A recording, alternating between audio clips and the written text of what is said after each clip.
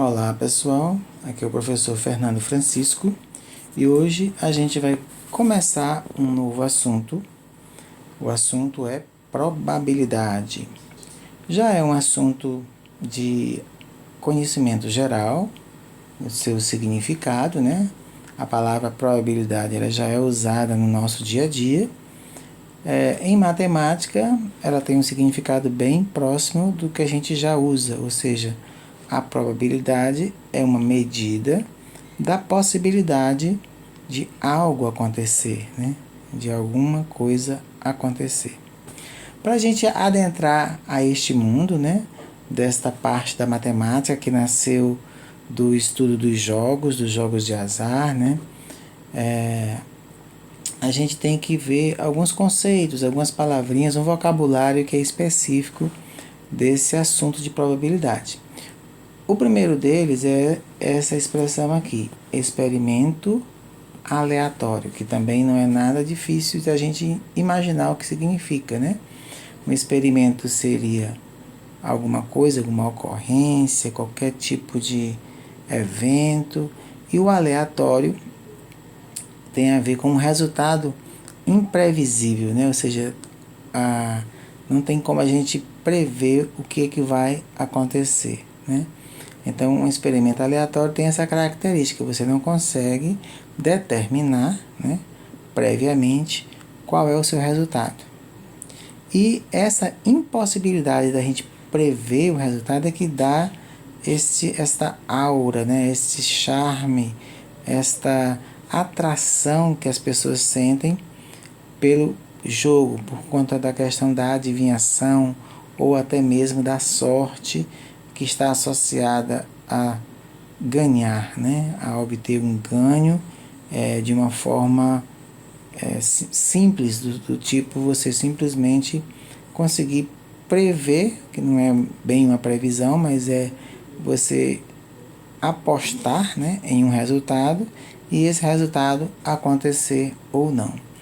E as loterias estão aí no mundo inteiro atraindo, né, o sonho das pessoas de ganhar muito dinheiro através de um resultado pouco provável, por isso poucos podem ganhar uma quantia grande ou uma quantia significativa, né, de dinheiro. Então, o que é um experimento aleatório? É aquilo que a gente não consegue prever, né? A gente não consegue antecipar. A gente vai mostrar aqui alguns exemplos, por exemplo, aqui as bolas aqui da Mega Sena, né? A Mega Sena atrai o sonho de milhares de pessoas todas as semanas, né? E ela é extraída através de bolas dentro de um globo, né? O globo contém 60 bolas numeradas e é retirado uma bola e aí aquele número é sorteado, né? E se você acertar todas as 6 bolas, né? Todos os 6 números, independente da ordem, é uma questão interessante. Você não precisa acertar porque a primeira bola pode ser a 40 e a segunda bola pode ser a 2, mas não existe a ordem aí, a questão é simplesmente de acertar o grupo de números, né? No caso, o grupo de números que vai ser sorteado, no caso 6 números, se você acertar todos eles, aí você ganha na Mega Sena. Esse é um exemplo de experimento aleatório, a gente não consegue prever qual é o resultado desse sorteio, de cada sorteio, né? Um outro experimento simples, bastante conhecido, é um dado, né? No caso dessa figura, nós temos 3 aí, né? Então, o dado, quando ele é lançado, ele vai gerar um resultado, né? Que vai ser um número, que pode ser 1, 2, 3, 4, 5 ou 6. Também é um exemplo de experimento aleatório. E o outro também bastante citado em questões de probabilidade, né? Que é o simples ato de jogar uma moeda para cima e verificar qual é a face que fica para cima. Normalmente a gente chama isso de cara ou coroa, né? Então, esse é o nome das duas faces de uma moeda. Quando você joga uma moeda para cima, você não tem como saber qual o resultado que vai dar, então é um experimento também, um experimento aleatório. Um outro conceito importante é o de espaço amostral. O espaço amostral, ele já são todos os resultados possíveis de um experimento aleatório, por exemplo, né? Então, esse é o espaço amostral. Por exemplo, no caso da moeda, e a representação do espaço amostral, ela usa as mesmas estruturas da teoria dos conjuntos, né? Então, o espaço amostral pode ser representado pela letra E, às vezes é representado pela letra ômega, né? Vamos usar a letra E. Então, o espaço amostral de jogar uma moeda seria, por exemplo, cara ou coroa. Então, ele é representado na forma de um conjunto em que as possibilidades estão dentro desse conjunto, ou seja, um resultado pode ser cara ou pode ser coroa, só tem essas duas possibilidades. Logo, o espaço amostral, lembre-se que ele ele apresenta todos os resultados possíveis. Por exemplo, no caso do dado, né? Quando você joga um dado, o espaço amostral são os números 1, 2, 3, 4, 5, 6, né? Então, esse aí é o espaço amostral do experimento de jogar um dado, lançar um dado e verificar qual é o resultado, né? E por aí vai, né? Você pode, por exemplo, ter, se a gente falou aqui agora na Mega Sena, você vai tirar uma só bola, né? Então, a primeira bola, no caso, a primeira bola da Mega Sena que vai ser sorteada, e a gente fosse colocar aqui o espaço amostral, seria os números de 1, né? Vamos colocar 1, 2, 3, 700, até 60, né? Porque o globo do sorteio da Mega Sena tem as bolas numeradas de 1 até 60, né? Uma delas no primeiro vai ser sorteada, né? Na primeira extração da primeira bola, né? Ou seja, você vai tirar a primeira bola, aí vai ter de 1 até 60. Depois que você tira, vamos supor a bola 23, aí quando você vai para a segunda já não tem mais a 23, então o espaço amostral já foi alterado. Estou falando aqui quando você vai tirar num sorteio da Mega Sena a primeira bola, então o espaço amostral seria as bolas de 1 até 60. Temos o famoso baralho, né? O baralho nós temos 4 naipes, né? Ouro, copas, paus, espadas. Também é muito usado nas questões de probabilidade, porque são associadas a jogos, né? E nós temos do Ás até o Rei, né? Na sequência são 13 cartas, né? Então nós temos 13 vezes 4, vai dar quanto? Em quantas cartas tem um baralho, né? São 4 naipes. 52 cartas.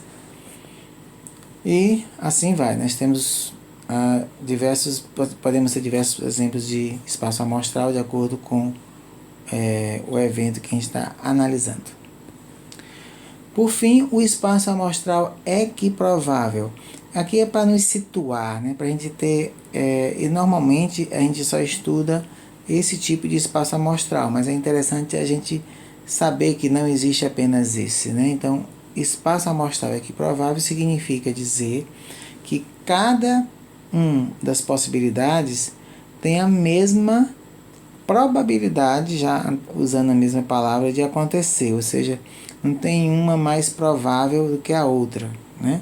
As questões costumam dizer assim, uma moeda honesta, ou seja, um dado honesto. Essa palavra moeda honesta nas questões de probabilidade quer dizer exatamente isso, que o espaço amostral é equiprovável, ou seja, a moeda não está tendenciosa a aparecer mais cara ou mais coroa, ou o dado não está tendencioso a aparecer mais o resultado 6 ou mais o resultado 4, conforme for, né?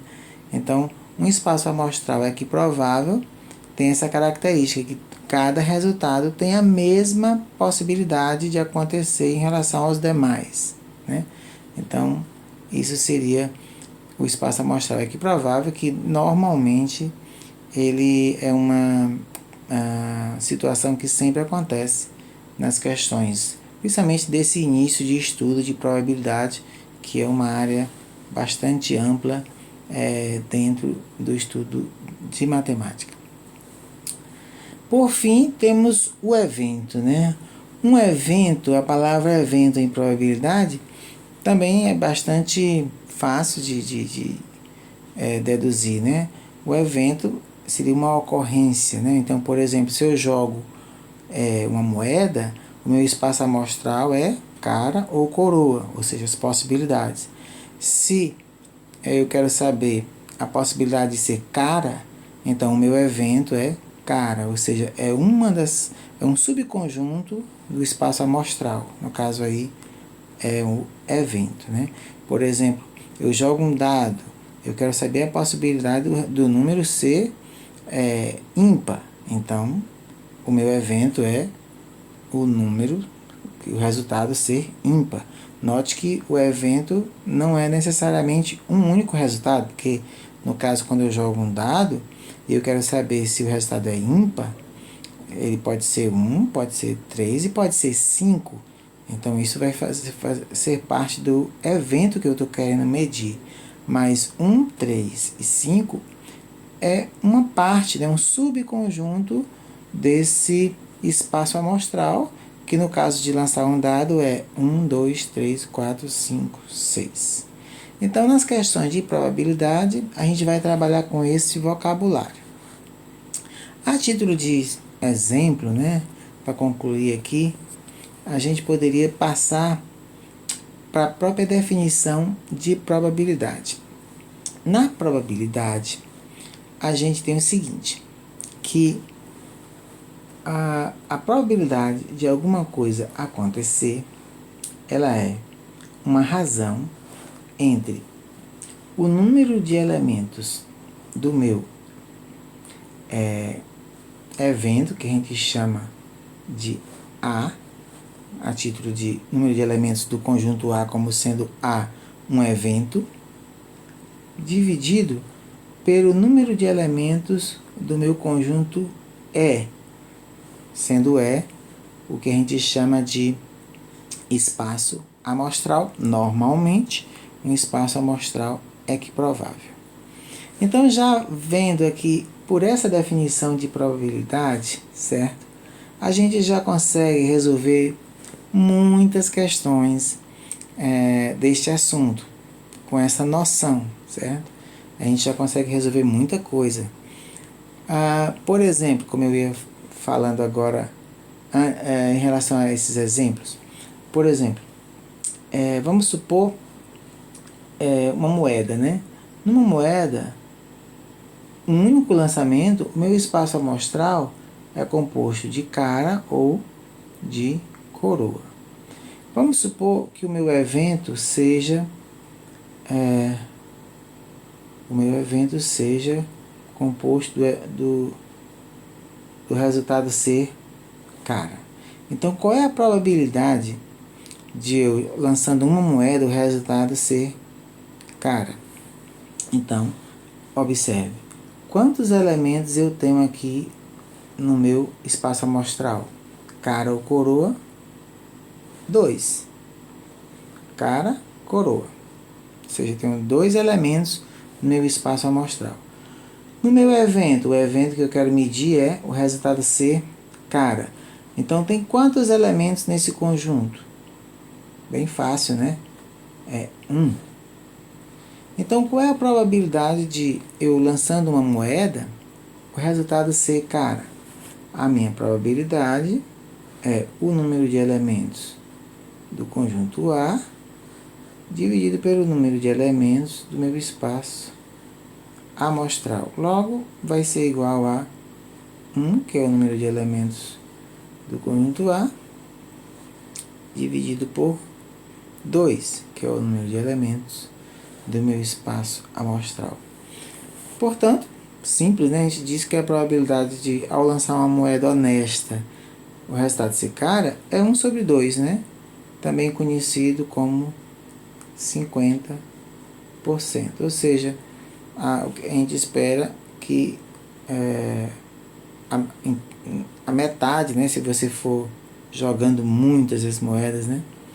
Se você for jogar 100 vezes essa moeda, a gente espera que em torno da metade seja cara e a outra metade seja coroa, levando em conta essa definição de espaço amostral equiprovável, ou seja, as possibilidades são iguais. Mas isso confunde um pouco a cabeça da gente, né?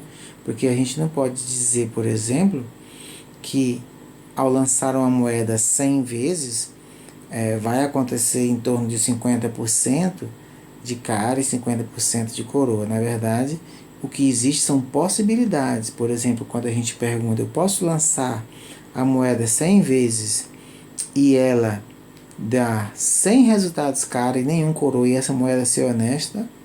Posso. Existe uma probabilidade bastante baixa que a gente vai aprender a calcular aqui disso acontecer, mas é possível, né? Eu poderia então lançar essa mesma moeda honesta 1000 vezes e ela ter como resultado apenas cara e nunca nenhuma coroa.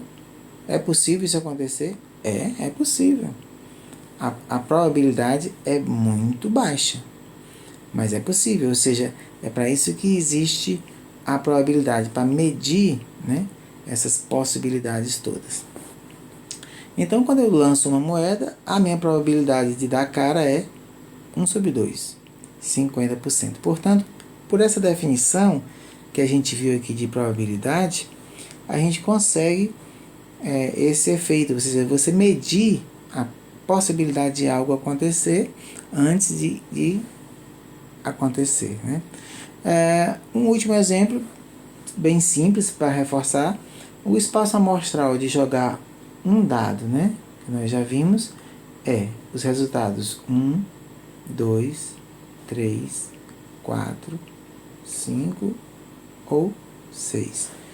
Então, queremos saber, por exemplo, qual é a possibilidade de o meu resultado ser um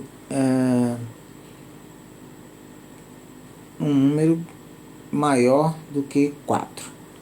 Qual é a possibilidade, a probabilidade de eu lançar um dado, o resultado ser maior do que 4? Então, o meu evento aqui seria composto dos resultados 5 e 6, resultados maiores do que 4. Logo, aqui eu tenho quantas possibilidades? 2, né? 2 elementos. E aqui eu tenho 6 elementos. Então, a probabilidade, nesse caso, é igual ao número de elementos do evento, dividido pelo número de elementos do espaço amostral. O meu evento é o que eu quero medir, a possibilidade de, ao jogar um dado, o resultado ser maior do que 4. Só tem duas possibilidades aí de ser maior do que 4, é 5 ou 6. Então, eu tenho aqui 2 elementos do meu conjunto, que representam o número de elementos do conjunto A, dividido pelo número de elementos do conjunto E, que são 6, né? E aqui, como é uma fração, e eu posso simplificar porque são números pares, eu posso simplificar aqui. Isso vai me levar a 1 sobre 3. Então, eu digo assim, a probabilidade de, ao lançar um dado, eu obter um resultado maior do que 4 é exatamente 1/3, né? 1/3. E assim a gente conclui aqui esse vídeo com as noções iniciais, elementares de probabilidade.